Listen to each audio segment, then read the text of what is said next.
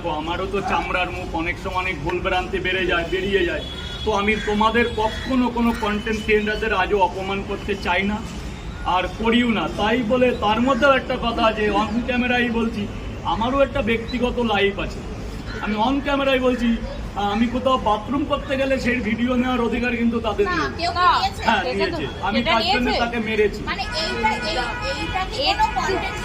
Content ক্রিয়েটরের মধ্যে পড়ে এই যে এরকম দাঁড়িয়ে আছে, কি যেন নাজুদা বাথরুম করছে, এটা আমি অন ক্যামেরায় বলা। আচ্ছা, এই ব্যাপারটা বাথরুমে গেছে সেখানে ওভাবে ক্যামেরা নিয়ে বলছে, তাও ঘুমাই নেমে, তো এটা কি কোনো রাজুদা বাথরুম করছে? তা তুমি তাকে কি বললে? আমি তাকে মেরেছি। আমি তাকে মেরেছি বলতে এটা কোন কন্টেন্ট যে রাজুদা বাথরুম করছে? যাচ্ছে, বাথরুম করতে যাচ্ছে, বাথরুম করা কন্টেন্ট। এটা বলুন, এটা কোনো সমাজের মধ্যে পড়ে?